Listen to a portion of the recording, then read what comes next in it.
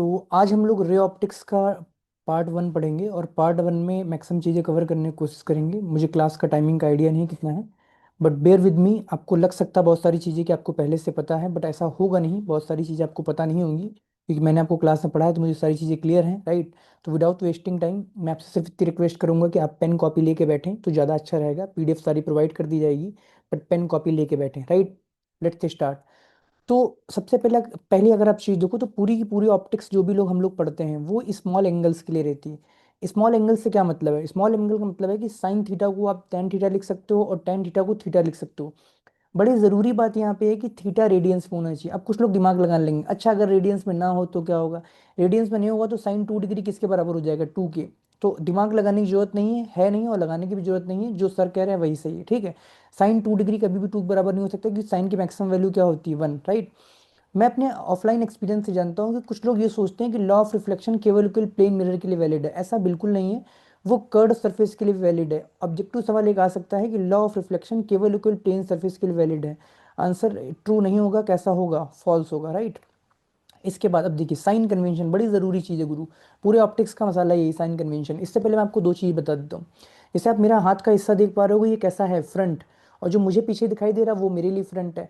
तो इसका मतलब फ्रंट और बैक एक्चुअल नहीं है, कैसे हैं? रिलेटिव। पहली बात तो समझ लीजिएगा, जो आपके लिए फ्रंट हो सकता है दूसरे के लिए बैक हो, राइट। पहली बात। दूसरी बात जो सबसे इंपॉर्टेंट है वो है कि what ever comes in front that will be negative, whatever comes in back that will be positive. दो बहुत ज़रूरी बात। जो भी फ्रंट में होगा वो नेगेटिव, जो भी बैक में होगा वो पॉजिटिव, ठीक। और फ्रंट और बैक रिलेटिव होते हैं। Let me clear with some example. जैसे कि आप देखो तो डिफरेंट चीज़ें आपको दिखाई दे रही है यहाँ पे।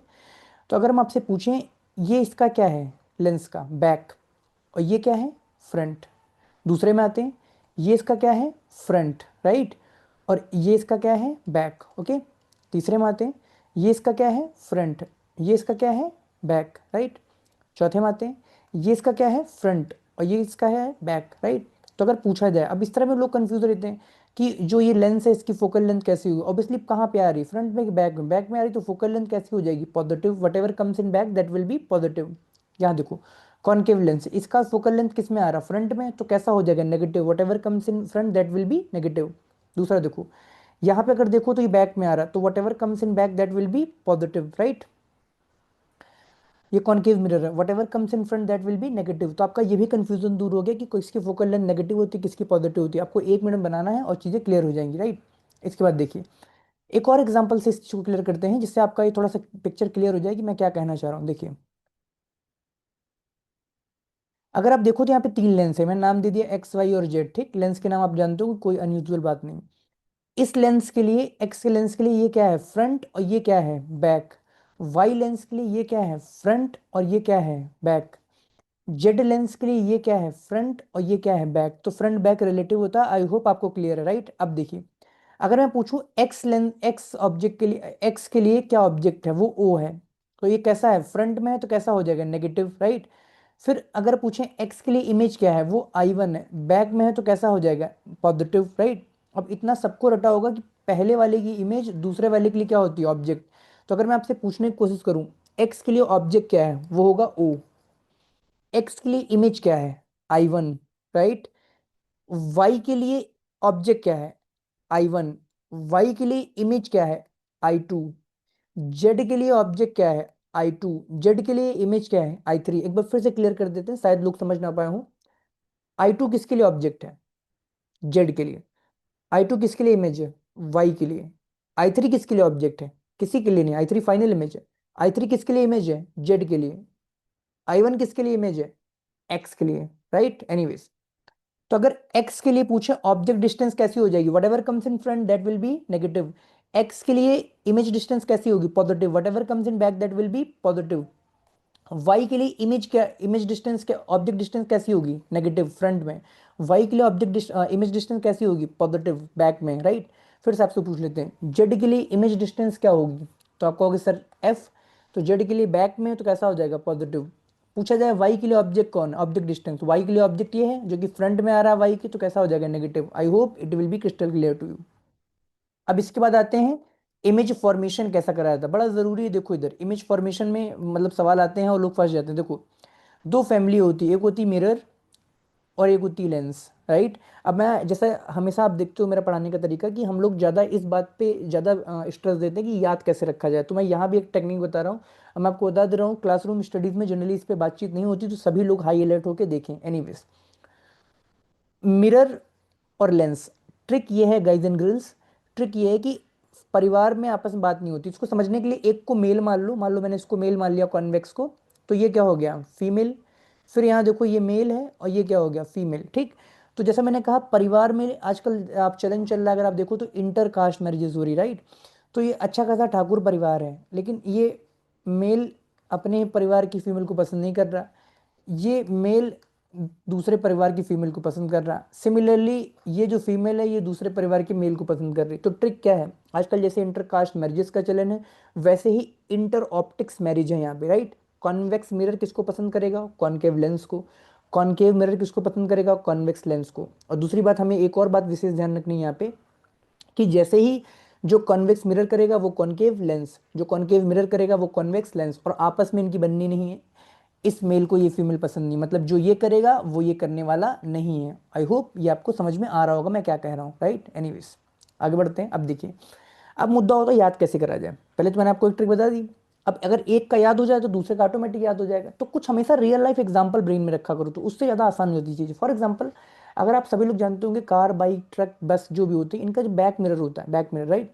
उस बैक मिरर में हमेशा आप देखो कभी उल्टी इमेज नहीं बनती। और मैं इतना मानता हूँ कि अब जो कोई एकदम ही गंवार जाहिल हो तो बात अलग है, अदरवाइज इतना मानता हूँ कि सभी लोग को पता होगा कि वो मिरर कॉन्वेक्स होता नहीं होता, तो याद कर लो, ठीक। तो हमको कभी भी उसमें बैक मिरर में कभी भी उल्टी इमेज नहीं दिखाई देती, इसका मतलब वो मिरर कॉन्वेक्स जो है, वो बैक में जो है वो उल्टी इमेज नहीं बना रहा, राइट। तो अगर मैं आपसे बताऊं, वो हमेशा इरेक्ट इमेज बना रहा, तो मैंने लिख दिया ई। अब हमने क्या कहा था, इंटर ऑप्टिक्स मैरिज, राइट। तो जो काम ये मेल करेगा वो इस फीमेल को पसंद करेगा, इसका मतलब वो इरेक्ट इमेज बना रहा है, तो ये भी क्या बनाएगा, इरेक्ट। एग्रीड। और आपस में ये मेल अपने परिवार में शादी नहीं कर रहा, ये इरेक्ट बना रहा है, तो ये कैसी बनाएगा, इन्वर्टेड। फिर से ये इरेक्ट बना रहा है, तो ये कैसी बनाएगा, inverted. Trick I hope clear होगी, फिर से मैं बता रहा हूँ। इंटर ऑप्टिक्स मैरिज, जो कॉन्वेक्स मिरर करेगा वो कॉनकेव लेंस करेगा, जो कॉनकेव लेंस कॉनकेव मिरर करेगा वो कॉन्वेक्स लेंस करेगा, राइट। अब देखो दूसरी केस, बचपन में आपको हाई स्कूल वाला वो खेल याद होगा कि हाई स्कूल 8 7 जब भी हो, आप लोगों ने देखा होगा एक लेंस आप ले लेते हो, कॉन्वेक्स लेंस, और उससे इमेज बनाते हो। तो बेसिकली वहां से सनलाइट आती है और फोकस करके पेपर या कोई चीज रखती है, आप उसको जला देते हो, राइट। तो आप मुझे बताओ, उसको आप उस जला पा रहे हो, इसका मतलब क्या है, ऑब्वियसली लाइट रे एक्चुअल में वहां नीचे पहुंच रही है ना, आपको दिखाई दे रही, मतलब वो इमेज कैसी है, रियल। और मैं इतना मानता हूँ कि सभी लोग को वो भी याद होगा कि वो कौन सा लेंस होता है, कॉन्वेक्स। तो इधर देखिए, कॉन्वेक्स लेंस कैसी इमेज बनाएगा, रियल। अगर कॉन्वेक्स लेंस रियल इमेज बनाएगा, तो एक दूसरे के परिवार को पसंद नहीं करते हैं, तो जो यहाँ कॉन्वेक्स लेंस करेगा वो यहाँ कौन करेगा, ये भी रियल बनाएगा। फिर से देखो, कॉन्वेक्स लेंस रियल बना रहा है, तो ये कैसा बनाएगा, वर्चुअल। और इधर भी रियल बन रही थी, कैसा बनेगा, वर्चुअल। पूरी पिक्चर क्लियर हो गई एक ही कहानी से। इंटर ऑप्टिक्स मैरिज, जो कॉनकेव मिरर करेगा वो कॉन्वेक्स लेंस करेगा, जो कॉन्वेक्स लेंस करेगा वो कॉनकेव मिरर करेगा। I hope picture crystal clear है, ठीक। तो अगर आप देखो, अगर आप समझने की कोशिश करो कि क्या चीज़ बताएगी, वो मैंने आप यहाँ पे लिख भी दिया, वही चीज़ें हैं आपको लिए लिख दिया, ठीक है। तब कहानी हमने लिख दी। अब देखिए दूसरा केस समझते हैं, ठीक। अभी बड़ा ज़रूरी है, इसको ढंग से समझना पड़ेगा। देखिए, अब ये जो आप देख पा रहे हो यहाँ पे, ये बेसिकली हाई स्कूल से हमने उठाया है, ठीक। अब कई लोग को हाई स्कूल अलग क्यों पढ़ा रहे हो, ये वो सवाल आता है।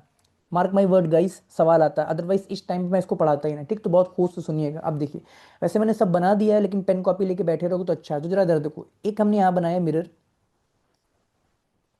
और एक बनाई लाइन बीच में, ये है इन्फिनिटी, ये है वन, सेंटर ऑफ कर्वेचर, और ये फोकस, ठीक।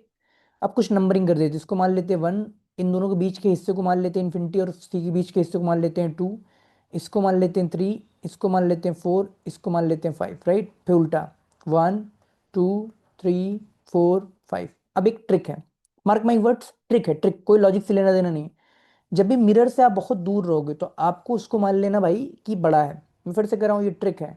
और जैसे जैसे मिरर के पास जाओगे तो छोटा होता जाएगा, राइट। तो लेट्स सी कि मैं क्या कहने की कोशिश कर रहा हूँ। देखो, अगर मुझे बताओ, अगर कोई ऑब्जेक्ट वन पे है, तो डिसअपीयरिंग पेन ले लेते हैं। अगर कोई ऑब्जेक्ट लेट से वन पे है, तो ऑब्वियसली उसकी इमेज कहाँ बनेगी, वन पे, वन का वन कोइंसाइड कर रहा है। टू पे है तो फिर से इमेज कहाँ बनेगी, टू पे। थ्री पे है तो वही इमेज बन जाएगी। फोर पे है तो फिर से फोर पे इमेज बनेगी, फाइव पे तो फिर से फाइव पे। आई होप इतना क्लियर हुआ। ठीक, अब देखिए डिसिप्लिन रखते हैं। अगर ये वन पे है तो इमेज कहाँ बनेगी, वन पे। अब मुझे बताओ ऑब्जेक्ट कहाँ पे, कैसा लिखा होगा ऑब्जेक्ट कहाँ पे, इन्फिनिटी पे, तो इमेज कहाँ बनेगी, वन पे, यानी फोकस पे बनेगी। अब मिरर के एकदम पास है ये, तो कैसा होगा, हाईली डिमिनिश्ड, राइट। तो जो इमेज बनेगी वो कैसी बनेगी, highly diminished. I hope it is clear to you. फिर देखो टू पे तो पोजीशन क्या कही जाएगी, इन्फिनिटी और सेंटर ऑफ कर्वेचर के बीच में, तो ऑब्वियसली इमेज कहाँ बनेगी, फोकस और सेंटर ऑफ कर्वेचर के बीच में। अब देखो अब ये मिरर से थोड़ा दूर जा रहा है, राइट। तो पहला था, पहले नंबर पे क्या बोला था, हाईली डिमिनिश्ड, यहाँ क्या बोलेंगे, डिमिनिश्ड, ओके, राइट। अगला देखो इसके बाद थ्री पे है, तो थ्री पे ही बन जाएगा, तो ऑब्वियसली दोनों ऑब्जेक्ट इमेज कैसे होंगे, सेम साइज के, राइट। इसके बाद देखो फोर पे है तो फोर पे फोर इधर बन रहा, अब जो इमेज बन रही है देखो मिरर से दूर जा रही है, तो ट्रिक क्या थी, दूर जाएगा तो बड़ा होगा, तो फोर पे ऑब्जेक्ट है यानी सेंटर ऑफ कर्वेचर और फोकस के बीच में है, तो इमेज कहाँ बनेगी, फोर पे, जो कि बड़ी बनेगी, राइट, इन लार्ज जिसको बोलते हैं टेक्निकली। फिर फाइव पे है तो फाइव पे बनेगी, तो आप हाईली इन लार्ज बोल सकते हो, कोई दिक्कत नहीं। फाइव मतलब फोकस पे हो तो ऑब्वियसली इन्फिनिटी बनेगी। एनसीईआरटी देखो तो उसमें लिखते हैं कोई इमेज बनती नहीं है, तो एनीवेज आप बोल भी सकते हो, कोई दिक्कत वाली बात नहीं, ठीक। अब देखो ट्रिक तो आपको याद ही है, जो कॉन्वेक्स मिरर करेगा वही कॉनकेव लेंस करेगा, तो आपको ये दोबारा टेबल देखने की जरूरत नहीं पड़ेगी, राइट। और जो यहाँ पे कॉन्वेक्स मिरर का तो आपको ऑलरेडी याद ही है कि यहाँ से आप देख ही चुके हो कि ये हमेशा रियल और वर्चुअल इमेज बनाता है, ठीक है। तो अब देखो अब एक बात आपको यहाँ पे एक चीज़ थोड़ी सी समस्या करेगी, जब आप पूरी टेबल देखोगे, मैं फिर से कह रहा हूँ टेबल देखना जरूर है। जब ऑब्जेक्ट यहाँ पे, ये देखिए फाइव और सिक्स के बीच में, राइट, वेट अ मिनट, जो ऑब्जेक्ट यहाँ पे है तो इमेज यहाँ बन रही है, राइट। तो हर एक मिरर में अगर आप देखो, जैसे अगर हम लोग देखें ऊपर क्या था, ये कौन सा मिरर था, कॉनकेव, तो देखो अगर कॉनकेव का केस देखा जाए तो कॉनकेव इन्वर्टेड और रियल इमेज बनाता है, जो मैंने ट्रिक बनाई थी। लेकिन थोड़ा सा एक एक केस हमेशा एक्स्ट्रा रहता है हर एक में, देखो ये भी वर्चुअल और इरेक्ट इमेज बना रहा है, केवल एक केस। ऑल द केसेस कैसे बना रहे, रियल और इन्वर्टेड, लेकिन एक केस कैसा बना रहा, वर्चुअल और इरेक्ट। फिर से देखो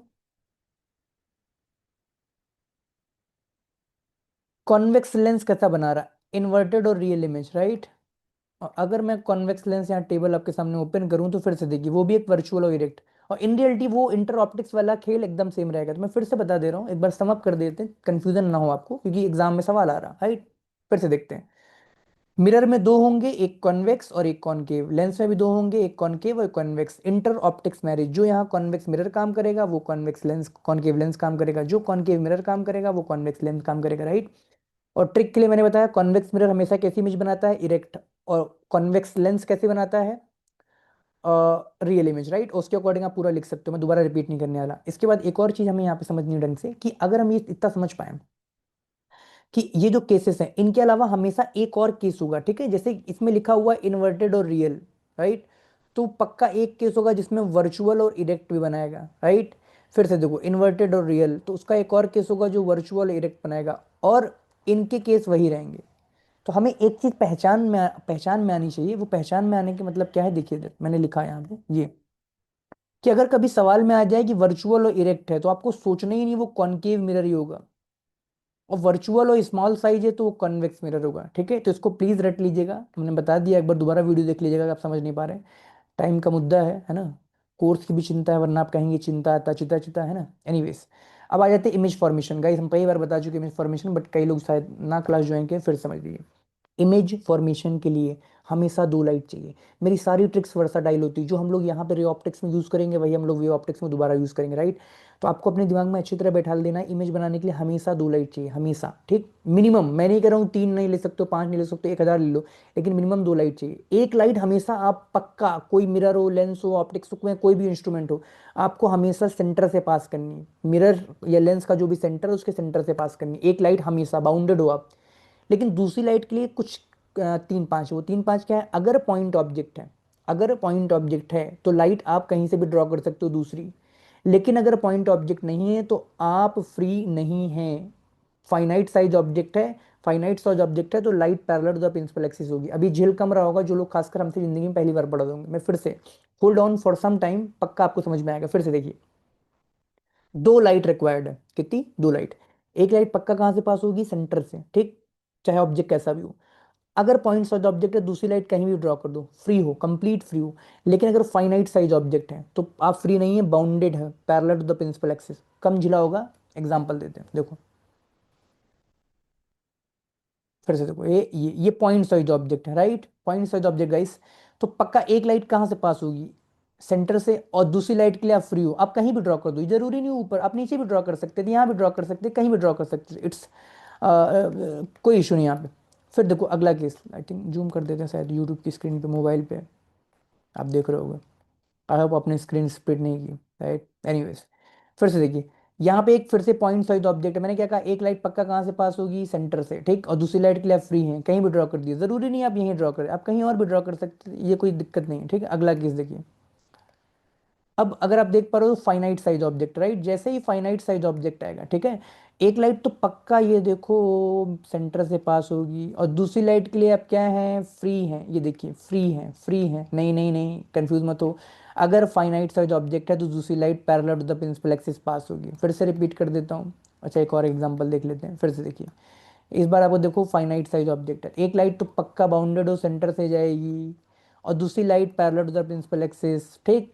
सम अप एवरीथिंग, कितनी लाइट चाहिए, दो। एक पक्का कहाँ से पास होगी, सेंटर से, और दूसरी लाइट अगर पॉइंट ऑब्जेक्ट है तो फ्री हो, अगर फाइनाइट है तो parallel to the principal axis, right. I hope it is done and dusted, ठीक, आगे बढ़ते हैं। और ये जो मैं कहानी बोल रहा हूँ, मैंने यहाँ पे लिखा भी हुआ है, राइट, ये सब लिखा हुआ, कहानी पढ़ लेना, ठीक, सब हैंड रिटन नोट्स हैं, कहीं से कॉपीड नहीं, कहीं आपको मिलेंगे भी नहीं। अगर आपको लग रहा हो कि नहीं नहीं अपने आप को तेज समझ रहे हो, नहीं नहीं समझ नहीं रहे हैं, अगले केस देखिए। अगर आप देखो, मैंने लिखा हुआ कि किसी भी तरह के रिफ्रैक्शन को गवर्न करने के लिए, किसी भी तरह के रिफ्रैक्शन को, refraction R R, refraction R R, ठीक है, ये आर आर वो नहीं है जो आप रोना होता है उसके आगे कुछ और लिखते हो, एनीवेज। किसी भी तरह के रिफ्रैक्शन को गवर्न करने के लिए आपको हमेशा क्या यूज करना है, स्नेल्स लॉ। अब स्नेल्स लॉ आप लोगों ने याद किया होगा एक अलग फॉर्मेट में, देखो कैसे। तुम लोगों ने स्नेल्स लॉ हाई स्कूल में कभी रटा होगा, sine I by sine R equal to mu two by mu one, और जो कि होता है कांस्टेंट, राइट, बट एनीवेज ज़्यादा यूजफुल नहीं होता, ज़्यादा यूजफुल होता है mu one sine I equal to mu two sine R. मतलब जिधर का एंगल उसी का रिफ्रैक्टिव इंडेक्स, जिधर का एंगल उसी का रिफ्रैक्टिव इंडेक्स, सारे एंगल नॉर्मल से लिए जाएंगे।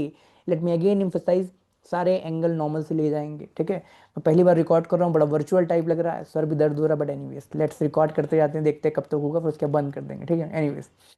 फिर देखो अगला केस, अगर हम लोग देखें तो एक घटिया सा फॉर्मूला है v बराबर सी बाई म्यू, लेकिन इस फॉर्मूले से एक चीज पता चलती है कि अगर हम लोग मीडियम चेंज करेंगे, गाइस एंड गर्ल्स, अगर मैं मीडियम चेंज करूंगा, अगर मैं पानी, इसमें पानी में लाइट को पास करूंगा, मीडियम चेंज होगा तो वेलोसिटी चेंज होगी, वेलोसिटी चेंज होगी, राइट।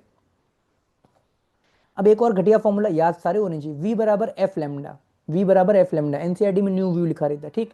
एफ होता फ्रीक्वेंसी, तो अभी हम लोग रटा कि मीडियम चेंज करने पे वेलोसिटी चेंज हो रही है, तो गाइस तुम्हें क्या लगता है, वेलोसिटी चेंज करने पे फ्रीक्वेंसी या लैम्डा में से कोई चेंज होगा, इन रियलिटी लैम्डा चेंज होता है, हमें रटना है वेलोसिटी चेंज करने पे लैम्डा चेंज होता है, राइट। एक और बात देखो, वेलोसिटी और फ्रीक्वेंसी इनवर्सली हैं, इसका मतलब म्यू और लैम्डा भी क्या है, इनवर्सली हैं, ठीक है। तो हम लिख भी सकते थे, आगे न्यूमेरिकल में हमने लिखा हुआ है, तो कोई दिक्कत नहीं। फिर से रिपीट कर देना है, फ्रीक्वेंसी चेंज नहीं होती, तो ये बड़ा ज़रूरी है। सवाल आता है कि फ्रीक्वेंसी चेंज क्यों नहीं होती, उसका शॉर्ट आंसर मैंने लिखा है कि प्रॉपर्टी ऑफ सोर्स है, ठीक है। वैसे तो समझने के लिए कई तरीके होते हैं कि एक टॉर्च अगर हम ले लें, यहाँ ग्रीन टॉर्च है और पानी में लाइट जा रही हो, तो क्या ग्रीन से क्या कोई और कलर चेंज हो जाएगा, या फिर कपड़ा है, मान लो कपड़ा, ठीक है, हरे कलर कपड़ा, उस हरे कलर कपड़े पानी में डाल दो तो क्या कलर चेंज हो जाएगा, नहीं, फ्रीक्वेंसी तो नहीं चेंज हो रही, राइट, क्योंकि सोर्स की प्रॉपर्टी है। बट एनीवेज मैं इसका डिटेल्ड आंसर वेव ऑप्टिक्स में बताऊंगा, बट अभी फिलहाल के तौर पर ये आप रख सकते हो, कोई दिक्कत नहीं, ठीक। अब अगला देखो, अब ये बड़ा ज़रूरी है, यहीं से मेन मुद्दा शुरू हो रहा है, देखिए। हमें पढ़ना है single spherical surface, single spherical surface, single को पर्सनल मत लीजिए, सिंगल स्फेरिकल सरफेस। तो जैसे ये लेंस है, तो अगर आप लेंस का एक हिस्सा हटा दो तो सिंगल सरफेस है, ठीक है, ये भी सिंगल सरफेस है। अब मुद्दा है कि सिंगल सरफेस कॉन्वेक्स है कि कॉनकेव। अपने ऑफलाइन एक्सपीरियंस में देखता हूँ लोग बहस भी करते हैं इस पे, बातचीत मानते नहीं है, ठीक है। अभी वहाँ पर बहसबाजी का टाइम नहीं, लेकिन मैं आपको बता दे रहा हूँ, जैसे एक सरफेस आप देख पा रहे हो इस तरह का, तो अगर आप देखो तो ये बल्जिंग आउटवर्ड है, यहाँ पे पानी भरा हुआ है या कांच भरा हुआ, जो भी भरा हुआ है, ये पूरा मटेरियल भरा हुआ है यहाँ पे, ठीक है, और ये बल्जिंग आउटवर्ड है। और मैं चाहे इसको ऐसे घुमा दूं, चाहे मैं इसको ऐसे घुमा दूं, दोनों ही केस में बल्जिंग आउटवर्ड है तो कॉन्वेक्स। लेट मी अगेन से इट, बल्जिंग आउटवर्ड तो कॉन्वेक्स। तो अगर आप देखो तो ये बल्जिंग आउटवर्ड्स हैं, ठीक है, तो इसे क्या हम लोग बोलेंगे, कॉन्वेक्स, राइट। तो दूसरी बात, अगर बल्जिंग इनवर्ड्स है तो उसे क्या बोलेंगे, कॉनकेव। फॉर एग्जाम्पल अगर मैं इस ढक्कन को खोल दूं यहाँ से, ठीक है, इस ढक्कन को खोल दे तो अंदर की तरफ कोई चीज नहीं, और मान लो भरा मटेरियल इधर की तरफ है, ये ऐसे, तो इसे क्या बोलोगे, बल्जिंग इनवर्ट्स। तो बल्जिंग इनवर्ट्स क्या होगा, कॉनकेव। पहले मैं कुछ इमेज दिखाता हूँ कॉन्वेक्स और कॉनकेव को समझाने के लिए, तब मैं आगे आपसे चर्चा करता हूँ कि क्या मैं कहना चाह रहा था कॉन्वेक्स है, क्या मैं कहना चाह रहा था कॉनकेव है। फॉर एग्जाम्पल, अगर आप इसको देखो, राइट, तो अगर आप देखो तो ये बल्जिंग आउटवर्ड है और यहाँ कांच भरा हुआ, तो ये कैसा हो गया, कॉन्वेक्स। मैं फिर से कर रहा हूँ, कॉन्वेक्स, ठीक, फिर से देखो, ये बल्जिंग आउटवर्ड है और यहाँ कांच भरा हुआ, बल्जिंग आउटवर्ड, कौन सा हो गया, कॉन्वेक्स। कौन सा हो गया, कॉन्वेक्स, ठीक है। I hope, I don't know आपको ट्रक की आवाज आ रही है कि नहीं आ रही, ठीक है। फिर इधर देखिए, फिर यहाँ पे बल्जिंग आउटवर्ड, फिर से बल्जिंग आउटवर्ड, कॉन्वेक्स, कॉन्वेक्स, ठीक। Bulging inwards, bulging inwards, concave, concave. Again bulging inwards, concave, concave, right. तो आई होप आप समझ पाए होंगे। आपको एक चीज नोटिस कर रही होगी कि सर कॉनकेव के तो केवल दो ही केसेस लिखे हुए हैं, जबकि कॉन्वेक्स के कितने केसेस लिखे हुए हैं, तीन। एक और केस होता है जिससे मैं ड्राइव करूंगा, इन रियलिटी चार केसेस होते हैं कॉन्वेक्स के और दो केसेस होते हैं कॉनकेव के। अब आपके मन में आ रहा होगा ऐसा क्यों है कि चार केसेस कॉन्वेक्स के हैं और दो केसेस कॉनकेव के। मैं आपको समझाता हूँ। आप एक बात तो समझ ही रहोगे इस ऑब्जेक्ट को देख के कि एक बार ऑब्जेक्ट डेंसर में है, एक बार रेयर में। तो ऐसा जरूरी थोड़ी मैं ऑब्जेक्ट को डेंसर में रखूं, मैं रेयर में भी रख सकता हूं। तो इसका मतलब ऑब्जेक्ट रखने के कितने केसेस हैं, दो। ऑब्जेक्ट आप डेंसर में भी रख सकते हो, रेयर में भी रख सकते हो, ठीक। फिर से दो केसेस हैं, ऑब्जेक्ट आप डेंसर में रख दीजिए या रेयर में। डेंसर में रखोगे तो वो दो इमेज बना सकता है, रियल और वर्चुअल, तो यहां से भी दो केसेस सब पार्ट में। फिर रेयर में रखोगे, यहाँ भी दो इमेज बना सकता है, रियल और वर्चुअल, ठीक। तो टोटल केसेस कितने हो गए कॉन्वेक्स के, चार। लेट मी अगेन से इट, ऑब्जेक्ट को आप रेयर में भी रख सकते हो, डेंसर में, चाहे वो कॉन्वेक्स हो चाहे वो कॉनकेव हो। जब आप डेंसर में रखोगे तो वो दो इमेज बनाएगा, रियल और वर्चुअल, तो यहाँ से दो केसेस, फिर यहाँ भी रियल और वर्चुअल, कितने केसेस, दो। तो टोटल कितने हो गए, चार केसेस। लेकिन एक अनफॉर्चुनेट है कि कॉनकेव जो सरफेस होती है वो रियल इमेज नहीं बनाती, तो मैंने जरूर लिखा होगा कहीं ना कहीं। यस, लुक इट, देखिए इसको, ऑब्जेक्ट डेंसर में रख सकते हो, ब्लैक कर लेते हैं इसको, ऑब्जेक्ट डेंसर में कर सकते हो या रेयर में। डेंसर में रखोगे तो फिर से रियल और वर्चुअल इमेज, रेयर में रखोगे फिर से रियल और वर्चुअल, राइट। ऐसे ही सिमिलरली हम लोग कॉनकेव की अगर बात करें तो वहां भी डेंसर और रेयर, लेकिन कॉनकेव सरफेस, मैं फिर से मार्क माई वर्ड्स, मैं सिंगल सरफेस की बात कर रहा हूं, पीछे वाले से रिलेट मत करना, सिंगल सरफेस। कॉनकेव अगर है तो उस केस में भी डेंसर और एरर, लेकिन रियल इमेज बनती नहीं, केवल क्या बनती है, वर्चुअल, तो काम ही खत्म हो गया। आई होप सभी लोग समझ पाए होंगे। टोटल केसेस सिक्स हैं, चार केसेस कॉन्वेक्स के, दो केसेस कॉनकेव के। कॉनकेव सरफेस रियल इमेज नहीं बनाता। जितनी भी सब बातें चल रही हैं वो सब बातें चल रही हैं सिंगल सरफेस की, single. I hope it is clear to you, right. अभी तक आपको समझ में आ रहा होगा, कोई दिक्कत वाली बात नहीं होगी, ठीक है। और एनीवेज आगे बढ़ते हैं थोड़ा सा।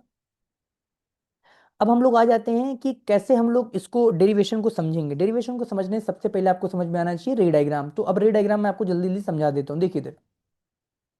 आपको याद होगा कि अभी हम लोगों ने देखा था, कभी भी धरती पे कोई रे डायग्राम बनाना, धरती पे मतलब चाहे रे ऑप्टिक्स में बनाना हो, अभी आप देखोगे हम लोग प्रिज्म पढ़ेंगे, हम लोग लेंस पढ़ेंगे, हम लोग लेंस मेकर पढ़ेंगे, हम लोग मिरर पढ़ेंगे, हम लोग ऑप्टिकल इंस्ट्रूमेंट पढ़ेंगे, हर जगह सेम मुद्दा है, दो लाइट, दो लाइट। वेव ऑप्टिक्स में भी देखोगे खेल सेम रहेगा, मेरी ट्रिक बड़ी यूनिवर्सल रहती है। अगला देखिए, अगर हम लोग देखें यहाँ पे एक पॉइंट ऑब्जेक्ट है, ट्रिक क्या थी गाइस एंड ग्रिल्स, दो लाइट बनानी, एक तो पक्का सेंटर से जाएगी, एक पक्का सेंटर से, दूसरी लाइट के लिए आप फ्री हो, ठीक। अब सुनो, एक बात अच्छी तरह समझी रहो, रे डायग्राम अगर गलत हुआ तो मार्क्स मिलने नहीं, इसीलिए हम इस पे थोड़ा समय इन्वेस्ट कर रहे हैं रे डायग्राम को क्लियर करने के लिए। देखिए इधर, यहाँ से एक लाइट सीधे जा रही है, राइट, और एक लाइट के लिए आप फ्री हो, ठीक। अब मेरी बात समझना, ये लाइट डेंसर से रेयर जा रही है, ठीक। तो अगर मैं समझाने की कोशिश करूँ, रेड से कर लेते हैं, ये लाइट भाई साहब सीधे जाना चाह रही थी कि नहीं, लेकिन डेंसर से कहाँ जा रही है, रेयर, तो टूवर्ड्स नॉर्मल की अवे फ्रॉम नॉर्मल, अवे। ये लाइट सीधे जाना चाह रही थी लेकिन ये टूवर्ड्स नॉर्मल ना जाके अवे फ्रॉम नॉर्मल जाएगी, तो लाइट इधर गई। आई होप ये रे डायग्राम क्लियर हो गया होगा, ठीक है। अब आपके मन में आ रहा होगा कि एंगल कहाँ से लेते हैं, एंगल हमेशा भाई साहब नॉर्मल से लेते हैं। और सिंगल सरफेस की एक खास बात होती है, सपोज ये सिंगल सरफेस, अब इसमें नॉर्मल ड्रॉ करना, तो बेसिकली इसके सेंटर से जोड़ दो, ए ऐसे, ये खट से नॉर्मल बन गया। सपोज ये ऐसा होता है तो इधर सेंटर होता है, जोड़ दो ए ऐसे, तो ये नॉर्मल बन गया, राइट। आई होप आपको क्लियर हो रहा होगा। अगला देखिए, तो अगर आप देखो एक लाइट ऐसे गई और ये सीधे जाना चाह रही थी, लेकिन टुवर्ड्स नॉर्मल की away from normal, obviously away from normal, right. अब देखो, क्या ये दोनों लाइट कभी जिंदगी में कट करेंगी? कभी जिंदगी में कट नहीं करने वाली, पीछे बढ़ा दिया तो वर्चुअल इमेज, ठीक, वर्चुअल इमेज। अब देखिए, अब एक और चीज रट लीजिएगा, थोड़ा सा ज्यादा लग रहा होगा, मैं समझ रहा हूँ पहली बार अगर आप पढ़ दोगे, लेकिन बेयर विद मी, 5 इमेज आते थे, 6 के साथ, तो आपको सब कुछ क्रिस्टल क्लियर हो जाएगा, ठीक। तो हमें रटना ये है कि ऑब्जेक्ट से एंगल बनेगा अल्फा, इमेज से बनेगा बीटा, नॉर्मल से बनेगा गामा, और हमेशा एक परपेंडिकुलर ड्रॉप करेंगे। फिर से रिपीट कर दें, एक पॉइंट ऑब्जेक्ट है, कितनी लाइट बननी है? दो। एक कहाँ से पास होगी? सेंटर से। और एक दूसरी लाइट के लिए फ्री हो। यहीं अगर फाइनाइट साइज होता तो आप parallel to the principal axis बनाते, ठीक। अब देखिए, ऑब्जेक्ट से एंगल अल्फा, इमेज से एंगल बीटा, नॉर्मल से गामा। अभी कुछ कम समझ में आएगा, but hold on with me, है ना, होल्ड ऑन। अब देखिए, अगर आप देखो तो यहाँ पे फिर से एक लाइट चाहिए कि दो लाइट? एक लाइट तो पक्का प्रिंसिपल एक्सिस से, मतलब सेंटर से निकल जाएगी, दूसरी लाइट आप फ्री हो। लेकिन मैंने क्या बताया, जैसे ही लाइट स्ट्राइक करेगी सबसे पहले क्या ड्रॉ करेंगे? नॉर्मल। नॉर्मल ड्रॉ करना बहुत ही ईजी होता है, क्या सेंटर से जोड़ देते हैं कि नहीं? तो ये देखो, ए इसका सेंटर यहीं कहीं तो होगा, सेंटर से जोड़ दिया, और जैसे ही सेंटर से जोड़ा तो नॉर्मल बन गया, नॉर्मल बन गया। ये एंगल आई, ये एंगल आर। अब मुद्दा है लाइट ऐसे क्यों जा रही है? क्या भाई साहब, लाइट सीधे जाना चाह रही थी ना, लेकिन आपने उससे छेड़छाड़ करी, डेंसर से किधर जा रहे हो? रेयर, तो टुवर्ड्स नॉर्मल नहीं जाएगी, अवे फ्रॉम नॉर्मल जाएगी। तो देखो, अवे गई लाइट, ठीक। और जैसे अवे गई लाइट ने एक दूसरे को कट कर दिया, तो एक्चुअल में कट कर दिया, तो इमेज कैसी बन जाएगी? रियल। इमेज कैसी बन जाएगी? रियल। अब देखो, एंगल ऑफ इंसिडेंस इधर से, एंगल ऑफ रिफ्रैक्शन इधर से। आई होप आपको क्लियर हो रहा होगा। फिर हमने क्या कहा था? ऑब्जेक्ट से एंगल अल्फा, इमेज से एंगल बीटा, नॉर्मल से एंगल गामा, हर बार एक परपेंडिकुलर ड्रॉप करते हैं। जो लोग पहली बार पढ़ रहे होंगे उन्हें भी थोड़ा बहुत समझ में आ रहा होगा। अगला केस देखिए, फिर से पॉइंट ऑब्जेक्ट है, दो लाइट बनाएंगे, एक पक्का प्रिंसिपल एक्सिस से जाएगी, एक दूसरा कहीं भी स्ट्राइक कर सकते हो। अगर यही फाइनाइट साइज ऑब्जेक्ट होता तो parallel to the principal axis, right. अब देखो, यहाँ से ऐसे निकल रहा, ठीक है। अब बताओ, ये लाइट सीधे जाना चाह रही थी कि नहीं? लेकिन सीधे जाएगी नहीं, क्योंकि रेडर से कहाँ जा रहे हो? डेंसर, तो टुवर्ड्स नॉर्मल। ये देखो, टुवर्ड्स नॉर्मल झुक गई लाइट। ये दोनों भी एक दूसरे को कभी जिंदगी में कट करने नहीं वाले, पीछे बढ़ा दिया, रियल इमेज की virtual, virtual, virtual, virtual. Object angle alpha, image angle beta, normal angle gamma. ये एंगल ऑफ इंसिडेंस है और ये एंगल ऑफ रिफ्रैक्शन है। पता मेरे मन में क्या चल रहा है कि ये रिकॉर्ड हो रहा है कि नहीं? I am not gonna record. अगर ये आज हो गया कि अगर रिकॉर्ड नहीं हुआ, I am not gonna record, right. अब देखो, इसके बाद अब ये वही सब केसेस हैं, आप प्लीज अपने मन से एक बार देख लीजिएगा, ठीक है। बगल में क्या कहानी लिखी उसको भी देख लेता हूँ मैं। यहाँ लिखा हुआ। अब हाँ, एक बड़ी इंपॉर्टेंट बात है, क्योंकि मुझे इमेज मिल नहीं रही थी, मैंने डाउनलोड करी, तो ये सब फॉर्मूलों के चक्कर में ना पड़ना, ये सब फॉर्मूले घटिया लिखे हुए, denser rare, it's all because of, all just piece of set. ये आपको पूरी तरह से इग्नोर करना है। म्यू वन म्यू टू को समझने के लिए मैंने लिखा, म्यू वन में लाइट जहां से आ रही है वो म्यू वन है। फिर से एन वन हो सकता है, एनसीईआरटी आप ओबे कर रहे हो तो। म्यू वन वो है जहां से लाइट आ रही है, म्यू टू वो है जहां लाइट सरफेस को क्रॉस करके जा रही है। जैसे फॉर एग्जांपल अगर आप देखो, ये सरफेस है, ठीक है, इसको मान लेते हैं म्यू वन। जैसे ही लाइट क्रॉस करके जाएगी उसे बोलेंगे म्यू वन, ठीक है। और इधर से निकल जाएगी तो उसे क्या बोलेंगे? Mu two. जिसको भी लाइट सरफेस को क्रॉस करके जस्ट जाती है उसे बोलते हैं म्यू वन, और जैसे पहुंचती है उसे बोलते हैं म्यू टू। फॉर एग्जाम्पल अगर आप मुझे बताओ, लाइट इसको क्रॉस करके जा रही है, तो ये बाहर वाला क्या हो जाएगा? Mu one. लाइट यहाँ से आ रही है और इसके अंदर जाएगी तो क्या होगा? Mu two. But mark my word, एक और सरफेस है, जब लाइट यहाँ से निकलेगी तो इस सरफेस के लिए, इस सरफेस के लिए अंदर वाला क्या होगा? म्यू वन, और बाहर वाला क्या होगा? Mu two. क्योंकि भी लेंस मेकर में जरूरत पड़ेगी। फिर से पूछते हैं, जैसे ये देखिए, मुझे बताइए, लाइट इधर से आ रही है, इस सरफेस को पहली बार रिफ्रैक्ट हो रही है, तो ये बाहर वाला क्या हो गया? म्यू वन, और ये अंदर वाला पानी क्या हो गया? Mu two. बट अब व्हाट अबाउट दिस सरफेस? जैसे ही लाइट इधर इस सरफेस के लिए निकलेगी, अंदर से निकल रही, मतलब अंदर से आ रही, तो अंदर वाला क्या हो गया? म्यू वन, और बाहर वाला क्या हो गया? Mu two. आई होप मैं समझा पाया म्यू वन म्यू टू क्या होता है, राइट। तो फिर से गुरु, जो लोग इधर उधर जाहिल टीचर्स पढ़ते हैं, मैं फिर से बता दे रहा हूँ कि ये जो म्यू वन म्यू टू है, जो मैं बता रहा हूँ, यही म्यू वन म्यू टू। अपना फर्जी दिमाग लगाने की जरूरत है नहीं, ना है, ना लगाने की जरूरत है। फिर से मैंने लिखा, दिमाग लगाने की कोई ज़रूरत नहीं है, जो सर कह रहे हैं वो सही है। तेज है क्या? यस। अब देखो, सिंगल सरफेस के लिए यही फॉर्मूला हमेशा यूज करना है, mu two by V minus mu one by U equal to mu two minus mu one by R. इस फॉर्मूले को कम से कम 10 बार अपने मन में याद करें। मैं जान रहा हूँ कई लोग यहाँ पे एक स्पेसिफिक वर्ड से बहुत परेशान हो रहे होंगे, उन्हें रिलेट भी हो रहा होगा, बट कोई बात नहीं। और रिलेट हो रहा तो 10 की जगह 20 बार रट लेना, mu two by V minus mu one by U equal to mu two minus mu one by R. Mu two mu one, क्या अगर आप सोचते हो म्यू वन डेंसर है म्यू वन रेयर है, तो आप बहुत बड़े मूड का वीडियो को बंद कर दिए, तुरंत भाग जाइए म्यू वन जहाँ से लाइट आती है, म्यू टू जहाँ लाइट जाती है। आई hope it is clear, right. Anyways, आगे देखते हैं। रिकॉर्डिंग बहुत टफ होती है गाइस। अब देखो, बड़ा one way type. Anyways, time waste नहीं करते। सारे एंगल हमेशा नॉर्मल से लेते हैं, ठीक है। नहीं आलसिंह, तुमने सही बताया। नॉर्मल्स को बनाने के लिए स्फेरिकल सरफेस सेंटर से जोड़ते हैं, मैं ऑलरेडी बता चुका हूँ, कोई दिक्कत वाली बात नहीं, ठीक। अब देखते हैं पहला डेरिवेशन, इसको थोड़ा जूम अप करता हूँ मैं। देखो ये सरफेस कौन सा है, convex bulging outward, convex bulging outward, convex bulging outward, convex. अब देखो आगे, क्या लाइट ये पॉइंट ऑब्जेक्ट है? Yes yes. कितनी लाइट बनानी है? दो। एक पक्का कहां से पास होगी? Principal axis, centre centre centre sorry. दूसरी लाइट के लिए फ्री हो, जैसे ही लाइट स्ट्राइक करेगी धरती पे, हम लोग किस लिए पैदा हुए? नॉर्मल बनाने के लिए। इस बात को समझ लो ऑप्टिक्स में, इस बात को समझ लो ऑप्टिक्स में। अगर तुम्हें लाइट का कोई सवाल पसंद नहीं है, जैसे ही लाइट स्ट्राइक करे नॉर्मल बनाओ, जैसे ही लाइट स्ट्राइक करे नॉर्मल बनाओ। इसको कहीं अपने शरीर में किसी खास जगह पर्टिकुलर जो भी तुम्हें अच्छा पसंद हो वहां पे टैटू वैटू करवा सकते हो कि लाइट अगर स्ट्राइक करेगी, ऑप्टिक्स में न्यूमेरिकल गलत नहीं करना है तो नॉर्मल ड्रॉ करो, प्रिज्म में फंसोगे बागड़ बिल्ले। अब देखो इधर, यहाँ से लाइट स्ट्राइक करी तो सबसे पहले हम लोगों ने क्या ड्रॉ कर दिया? नॉर्मल। सबसे पहले हम लोगों ने क्या ड्रॉ कर दिया? नॉर्मल। अब देखो नॉर्मल ड्रॉ कर दिया तो ये एंगल ऑफ इंसिडेंस, ये एंगल ऑफ रिफ्रैक्शन, रिफ्लेक्शन नहीं है गाइस एंड गर्ल्स, रिफ्रैक्शन, ठीक। और हमको पता है क्या ये लाइट सीधे जाना चाह रही थी, लेकिन आपने इसको एरर से डेंसर भेज दिया तो लाइट ने कहा ले बेटी नीचे जाती हूँ, ठीक। नीचे गई तो एरर से किधर जा रही? Denser, towards normal, towards normal, सीधे जाना चाहे तो टूवर्ड्स नॉर्मल। अब the object angle alpha, image angle beta, normal angle gamma, her bar perpendicular drop करते हैं, right. Anyways I hope it is crystal clear. अब देखो जैसा आपको याद होगा, मैं हमेशा डेरिवेशन पे चर्चा नहीं करता हूँ। डेरिवेशन से ज़्यादा जरूरी हो तो याद कैसे किया जाए। देखिए हम फिर से कह रहे हैं, सभी लोग अच्छा पढ़ा रहे हैं, लेकिन जो मुझे टीचर्स कम्युनिटी समस्या है वो ये इस बात पे चर्चा नहीं करती याद कैसे किया जाए। तो मैं आपको याद करने में ज़्यादा स्ट्रेस देता हूँ। क्या यहाँ पे रिफ्रैक्शन हो रहा है? आप अपने दिमाग में एग्जाम पूछो, क्या ये रिफ्रैक्शन हो रहा है? यस। इस प्लेनेट पे, नॉट ओनली क्लास 12, इस प्लेनेट पे रिफ्रैक्शन को कवर करने के लिए केवल और केवल एक लॉ है, that bloody law is called refraction law, Snell's law. Refraction को कवर करने के लिए कौन सा लॉ है? Snell's law. तो हमें हिंट मिल गई गाइज एंड गर्ल्स, हमें हिंट मिल गई, हमें हिंट मिल गई। Mu one sine I equal to mu two sine R. हमें कुछ सोचने की जरूरत नहीं, हमें राहुल का देखना नहीं है, हमें रश्मि का देखना नहीं है, हमें राम दुलारी का देखना नहीं है, हमें आराध्या का देखना नहीं है, हमें फंसना नहीं है कि कौन क्या कर रहा है, हमें अखिलेश का देखना नहीं कि कौन क्या कर रहा है। तो mu one sine I equal to mu two sine R. I hope सभी लोग को समझ में आ रहा होगा, ठीक है। एनीवेज देखिए आगे,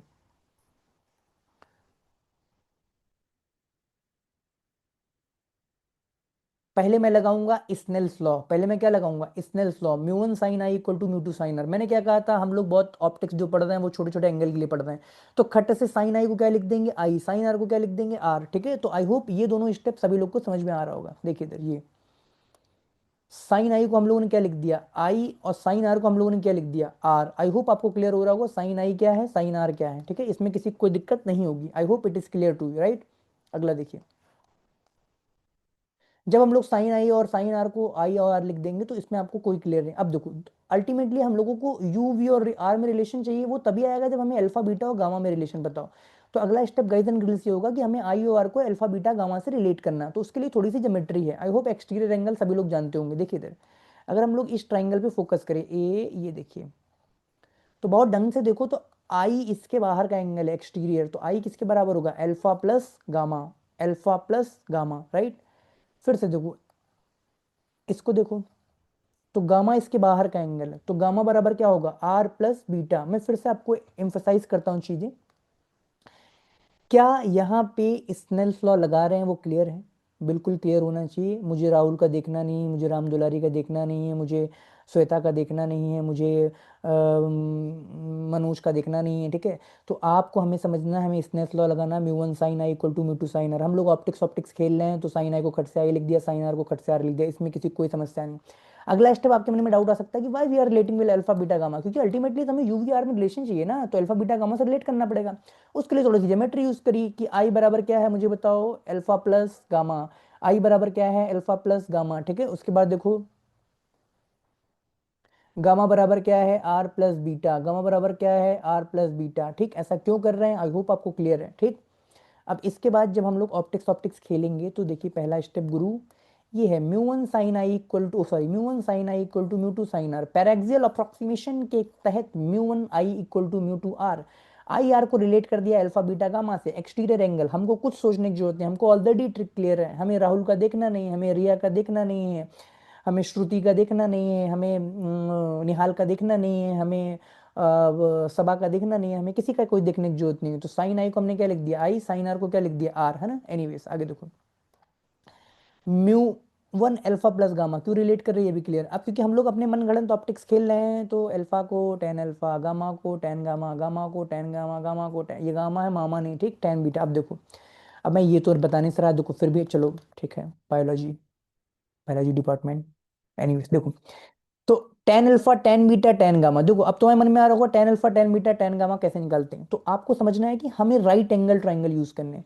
तो टेन अल्फा के लिए ये ट्राइंगल यूज करोगे मेरे भाई, टेन बीटा के लिए ये ट्राइंगल यूज करोगे मेरे भाई, टेन गामा के लिए ये ट्राइंगल, इसीलिए बेसिकली हम लोगों ने परपेंडिकुलर ड्रॉ ही किया, तो मैं बता नहीं रहा हूँ आपको। अब आप खुद ही अपने मन से tan alpha tan beta ten gamma की वैल्यू पुट करोगे, और उसके बाद कुछ कैंसिलेशन वगैरह होगा, और फिर हमें तो जीवन में पता ही है साइन कन्वेंशन, इसके बिना ऑप्टिक्स समझ में आनी ही नहीं है। Whatever comes in front that will be negative, whatever comes in back both of them are and we will be positive, you will be negative, यहाँ खुद ही नेगेटिव लिख दिया, जा ही लेंगे। अब तुम कहोगे तुम ही नहीं किया, मैंने इमेज डाउनलोड करी, एनीवेज ठीक। अब सुनो, इसके बाद ये सब पुट करके बाय रीअरेंजिंग ये फॉर्मूला आ गया, जो आपने सिंगल, याद है सिंगल, उसको थोड़ा आपने याद किया था, ठीक है। अब सुनो, अब ये आपको लग रहा होगा तुमने नया क्या पढ़ा दिया, मैंने नया ये पढ़ाया गाइस, यहाँ पे एजम्पशन लिखना पड़ेगा, समझे मेरे भाई, एजम्पशन लिखना पड़ेगा। कैसे एजम्पशन लिखोगे, एजम्पशन लिखोगे हमेशा कि तुमने क्या क्या एज्यूम किया है इस डेरिवेशन को करने में, समझ में आई मेरी बात। अब ये एजम्पशन मैंने आपको क्लास में शायद ना बताया हो, मैंने कहा होगा ये आपको प्रैक्टिस करनी है, लेकिन यहाँ मैंने एजम्पशन लिखवाए हैं, written by chat GPT, open AI artificial intelligence, cross check by Thakur Nihal Singh. इसके बाद देखिए यहाँ पे डेरिवेशन में कहानी लिखनी होती है, कहानी सुनो मेरी जुबानी सुनो, चैट जीपीटी की जुबानी सुनो, क्रॉस चेक बाय मी, कोई दिक्कत वाली बात नहीं है, शायद वन और टू सब कुछ लिखा हुआ, मैं एक बार दोबारा देख लूंगा पीडीएफ को भेजने से पहले। तो देखिए कैसे स्टार्ट करेंगे, ये अजम्पशन लिखोगे, उसके बाद टू नंबर लिखोगे कहानी सुनो मेरी जुबानी, और उसके बाद थर्ड नंबर पे डेरिवेशन, फिर से सिंगल सरफेस आएगा, सबसे पहले क्या बनाओगे रे डायग्राम, उसकी ट्रिक ऑलरेडी क्लियर है। फिर रिफ्रैक्शन हो रहा है, तो हमें स्नेल्स लॉ लगाना, हमें स्नेल्स लॉ लगाते समय राम दुलारी की कॉपी नहीं देखनी है, हमें वफा की कॉपी नहीं देखनी है, हमें प्रबलीन की कॉपी नहीं देखनी है, हमें किसी की कोई कॉपी देखने की जरूरत नहीं है, हमें चुपचाप आसानी से अपने मन से स्नेल्स लॉ लगाना, साइन आई को आई लिख देना, साइन आर को आर लिख देना, उसके बाद आई आर को अल्फा बीटा गामा से रिलेट करना, अल्फा बीटा गामा को टेन अल्फा टेन अल्फा, क्योंकि हम लोग ऑप्टिक्स से खेल रहे हैं, हमारे बाप की जागीर है, क्योंकि पैराक्सियल अप्रोक्सीमेशन मैं जब चाहूँ साइन थीटा को थीटा लिखूँ, थीटा को टेन थीटा लिखूँ, ठीक, एनीवेज। लेकिन सबसे पहले अच्छा आइडियल डेरिवेशन लिखने के लिए अगर नंबर चाहिए, अगर आपको चाहिए कि टीचर अच्छा अगले साल से अच्छा पढ़ाने भी लगे, तो एजम्पशन लिख देना, बड़े शानदार एजम्पशन है, इन एजम्पन को पढ़ लेंगे, मैं बिल्कुल नहीं बताने वाला। तो नंबर वन पे एजम्पशन लिखेंगे, नंबर टू पे लिखेंगे उसकी कहानी, और उसके बाद थर्ड नंबर पे लिखेंगे स्नेल्स लॉ कैलकुलेशन, जो मैं आपको ऑलरेडी बता चुका हूँ, राइट। आई होप ये डेरिवेशन आपको क्लियर होगा।